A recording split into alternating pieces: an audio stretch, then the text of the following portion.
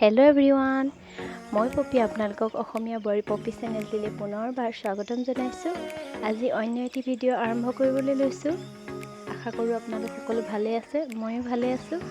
আজি মহাপুৰুষ শ্ৰীমন্ত শংকৰদেৱৰ 573তম জন্ম জয়ন্তী। সেই উপলক্ষে সকলো নামঘৰতে মহাপুৰুষজনৰ জন্ম জয়ন্তী উদযাপন কৰা হৈছে। আৰু আমাৰ গাঁৱৰে এখন ভাগৱতী সমাজে বৰ সুন্দৰভাৱে পাল নামৰ আয়োজন কৰিছিলে আৰু ভাগৱত শোভাযাত্ৰা কৰিছিল। আৰু সেই ভাগৱত শোভাযাত্ৰাৰ আমাৰে সৌভাগ্য, আমাৰ পদূলিৰে পাৰ হৈ গৈছিল আৰু আমাৰ নামঘৰৰ সন্মুখতে আমি আদৰিছিলোঁ। তাকে ভাবিলোঁ আপোনালোককো তাৰ কিছু দৃশ্যাংশ দেখুৱাওঁ। বৰ সুন্দৰভাৱে তেওঁলোকে শোভাযাত্ৰাভাগ পৰিচালনা কৰিছিল আৰু দেখি ভাল লাগিছিল। কিন্তু মই যিহেতু নিজে ভালদৰে ভিডিঅ' কৰিব নোৱাৰিলোঁ, সেইবাবে অলপহে দেখাব পাৰিলোঁ। এয়া আমাৰ নামঘৰৰ সন্মুখতে ভাগৱত ভাগ ৰখাইছেহি, আমি এইখিনিতে আদৰিছিলোঁ। আৰু আপোনালোকে ভিডিঅ'টো শেষলৈকে চাই থাকক, স্কিপ নকৰাকৈ। আশা কৰোঁ ভিডিঅ'টো চাই ভাল লাগিব।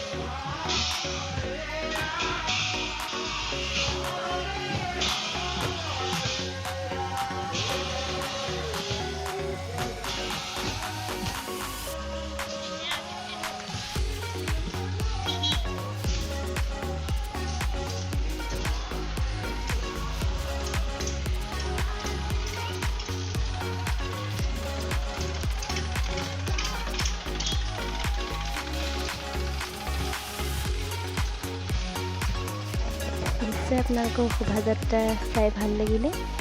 আৰু এতিয়া আমাৰ বাৰীতে এথোকা জাহাজী কল পকি আছিলে, গছতে পকিলে। আৰু গছত পকাৰ কাৰণে বাৰীতে এনেদৰে কাটি পেলাই অখিয়াই লোৱা হৈছিলে। আৰু এনেদৰে গছত পকিলে কল খাবলৈ বহুতেই সোৱাদ হয়। আজিকালি যিহেতু দোকানত সকলোবিলাক দৰৱ দিয়া কল অলপো সোৱাদ নাথাকে, সেইটো কাৰণে আপোনালোককো দেখালোঁ। আৰু দুপৰীয়া ভাত সাজৰ কাৰণে বৰলীয়া মাছ আনিছিলে। বৰলীয়া মাছ আৰু ভোলৰ আঞ্জা বনাইছিলে, তাকে অকণমান আপোনালোকক দেখাইছোঁ। বৰলীয়া মাছটো খাই আপোনালোকে বাৰু কেনেকুৱা পায় জনাবচোন। আমি খুবেই ভাল পাওঁ বৰলীয়া মাছ খাই, বহুত সোৱাদ হয়। আৰু বৰলীয়া মাছখিনি মই প্ৰথমতে এনেদৰে ফ্ৰাই কৰি লৈছোঁ। ফ্ৰাই কৰি হোৱাৰ পিছত কাঢ়ি লৈ ইয়াৰ পিছত ভোলখিনি ভাজি ভোলৰ লগত বৰলীয়া মাছৰ জোল বনাইছিলোঁ। আৰু ইয়াৰ প্ৰথমতে ভোলখিনি মই ভাজি লৈছিলোঁ মাছখিনি ফ্ৰাই কৰাৰ পিছত। আৰু ভোলখিনি অলপ সিজি অহাত এনেদৰে অলপ সিজি আহিলে তাৰপিছতে ইয়াত অকণমান গৰম পানী দি ভালদৰে মাছকেইটা দি অকণমান উতল আহিবলৈ দিয়াতে ভোলৰ আঞ্জাখন হৈ যায় এনেদৰে। আৰু খাবলৈ বহুত টেষ্টি হয় এনেদৰে ভোলৰ লগত। আপোনালোকে যদি খোৱা নাই খাই চাব। আৰু এতিয়া পিছবেলা হ'ল, পিছবেলাও দেখিছে ৰ'দটো দিয়ে আছে। আমাৰ বাৰীতে এনেদৰে সৰু সৰু এবিধ জলকীয়া, নামটো কি নাজানো মই।